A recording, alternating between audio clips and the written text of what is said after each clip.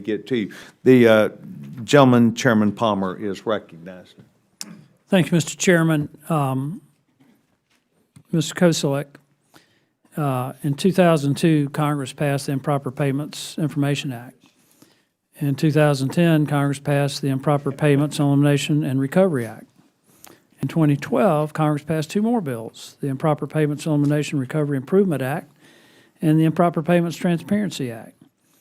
Yet GAO said that the federal government's losing between $233 to $521 billion per year. If you just split the difference, that's $377 billion over a 10-year window. That's $3.7 trillion, not counting the interest that we're having to pay. And in regard to the inspector generals, it sounds like we're not going to miss Inspector General. I don't mean to be dismissive of that. I have high regard for the Inspector Generals, but in terms of actually lowering our improper payment rate, it keeps going up year after year. How do you explain that? Oh, sorry, I'm looking at the wrong person. I need to sit up straight so I can see the names. No worries. Okay, go ahead.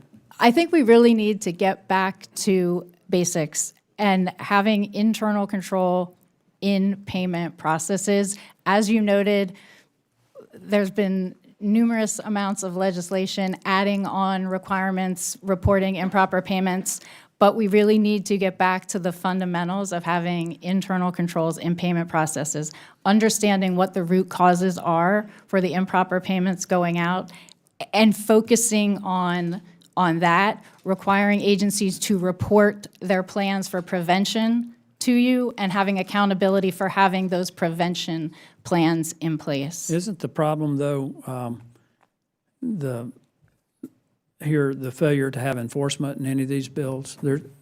I've been working on it since I've been in Congress. I believe I might have been the first one to get the Budget Committee to really take into account improper payments. Been working with Mr. Dodaro this whole time on it, and it's not getting better. As a matter of fact, there's in fiscal year 24, there are 16 agencies that reported a total of about $162 billion in improper payments. And when you dig down into it, about 55% of the improper payment problem is administrative error, failure to verify eligibility, and antiquated data systems. Which brings me to Mr. Musk, and I know there's a lot of consternation about what they're doing, but literally, he's brought in some computer experts with 21st century technology and done better oversight of the federal government in the last 6 weeks than we've done in the last 40 years. I mean, isn't that one of the biggest problems we have with improper payments is we've got antiquated data systems. We don't have the 21st century technology we need to do oversight, proper oversight.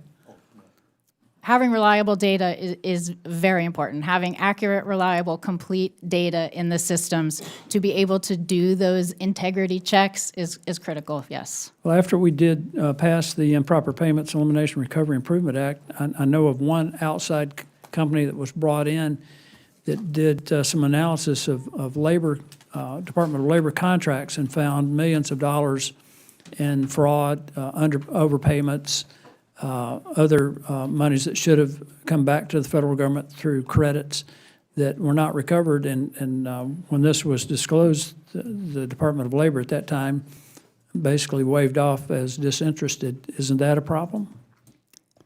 The pay and chase model is a problem. Trying to recover the payments after the fact is much less effective. So what we need to do is focus on stopping it on the front end. And Absolutely. that's where we need the improvements in technology, where we need the investment in technology. And this is a huge issue when you're reporting 16 agencies are accounting for $162 billion. 10-year window, that's $1.6 trillion.